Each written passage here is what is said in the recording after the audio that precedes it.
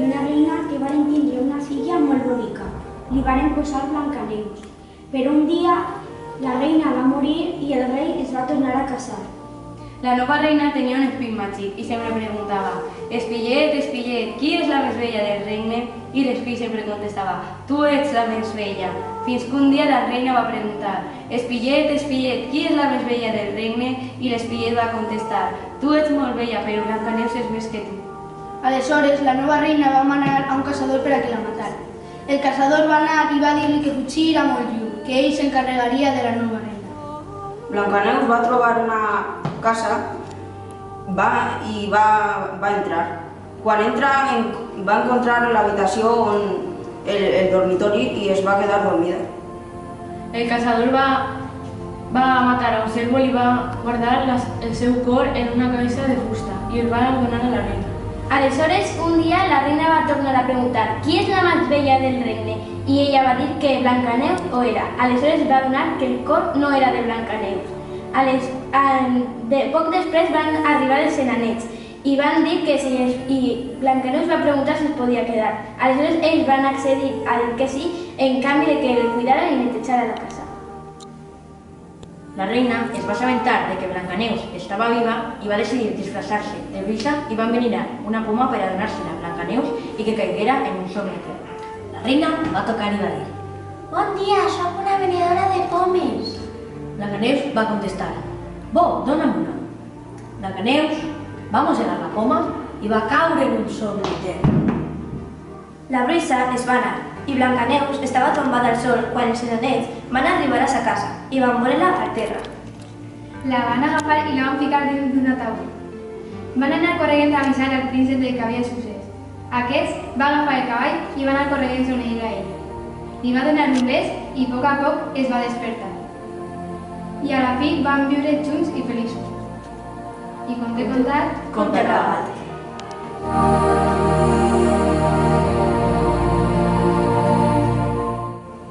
Hi havia una vegada una xiqueta anomenada Caputxeta Roja.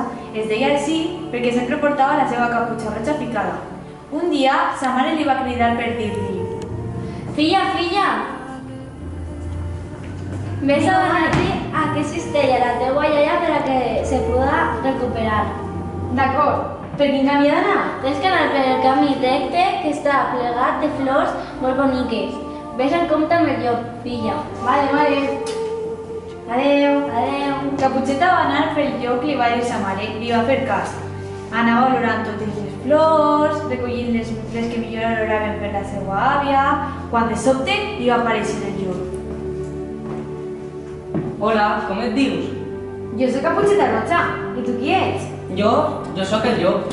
Pues m'han dit que he de tindre cura amb tu, Per què? Si jo sóc molt bon animal. perquè fas mal a les persones. Jo? Això no és veritat. Bueno, A on vas? vaig a casa de la meva àvia a portar-li aquest cistell ple de menjar. A casa de la teua àvia? Doncs vés-te cap allà, que arribaràs més pronte. I tu com saps on viu la meva àvia? Perquè és la meva nòvia. Pues no m'havia dit res. És que és un secret. Vale, ho tindré secret. Però tu vés-te cap allà, fes-me cas. És que m'ha dit ma mare que tinc que anar pel camí recte, el de ple de flors. És que la teua mare és molt despistada. I tu com coneixes a la meva mare? És que és la meva segona nòvia. Pues tindré cura amb ella. Vale, però tu vés-te'n cap allà, fes-me cas. Et faré cas. Adeu. Adeu. Caputxeta va seguir el consell del llop i va anar pel camí més curt. Mentrestant, el llop va eixir corrent per l'altre camí per arribar abans a casa de l'àvia i ho va aconseguir. El llop va anar a la casa de l'àvia. Se'n va menjar i es va posar la seva roba. Després se'n va anar al llit. Després, Caputxeta Roja va anar a casa de l'àvia i va trucar a la porta. Qui és? Soc jo, àvia. Passa, passa, la porta està oberta. Àvia, quines orelles més grans tens? Són per escoltar-te millor. Àvia, quines més grans tens? És per alorar-te millor. Àvia, quins ulls més grans tens? Són per a mirar-te millor. Àvia, quina boca més gran tens? És per a menjar-te millor. I el llop es va menjar a Caputxeta Roja.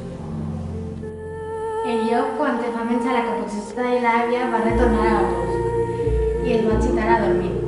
Un caçador que passava pel bosc va sentir els seus ronquits i va assabentar-se de que s'havia menjat a l'àvia i a la caputxeta. El cazador li va tallar la panxa i va sacar de dins a l'àvia i a Caputxeta.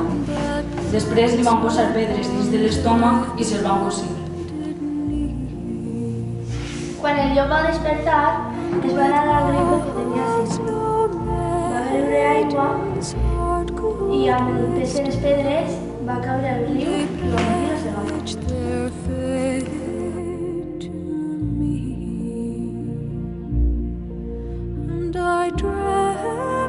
Once upon a time, there were two children called Hansel and Gretel. They were poor and their parents couldn't feed them, so they planned something. We have to abandon them. No, we can't. They are my children. But we will die. But Hansel heard them. This night, Hansel went out to take white stones. And the next day, Hansel threw them on their way to the forest. They waited for the moonlight and go back home. Their parents tried to abandon them again. Dear, we have to abandon your children again. No, I can't do it again. But if we don't abandon them, we will die. Oh, it's okay.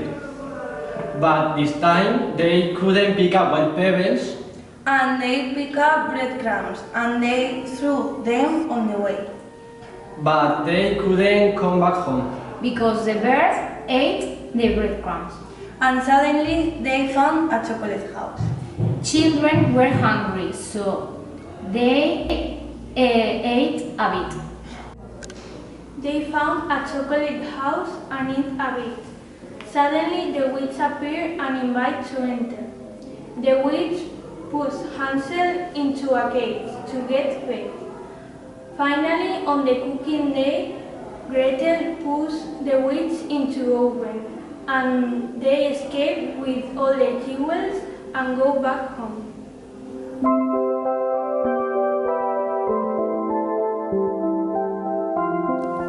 Once upon a time, there was a little girl who was called Little Red Riding Hood because her grandmother made her a red hood.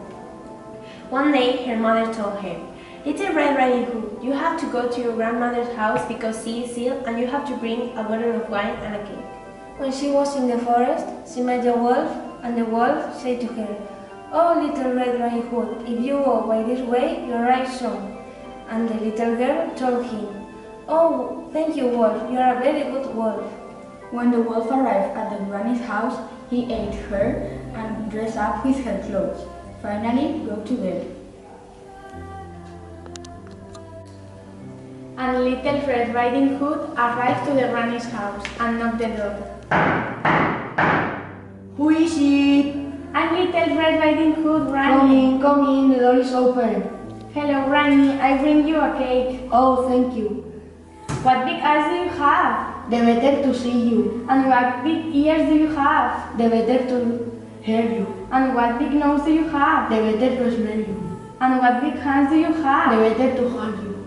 And what big mouth do you have? The better to eat you. There was a hunter outside who listens on what happens, and he came inside the house. Inside, he cut the wolf's bellies and took outside the granny and Little Red Riding Hood. When he went and put inside the stones. When he went to drink to the river, he fell to the water.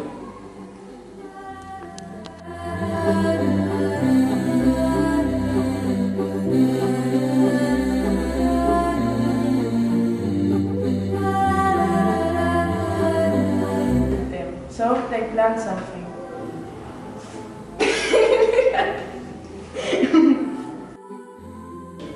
And they pick up breadcrumbs and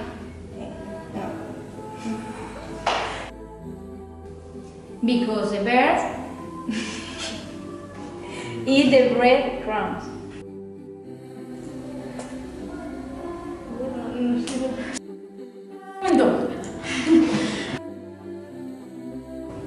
Àvia, quin nas més gran tens?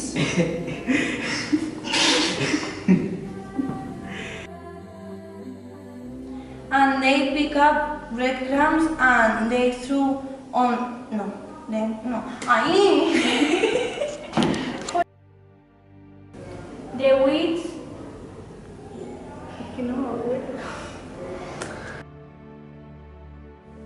There was a hunter outside.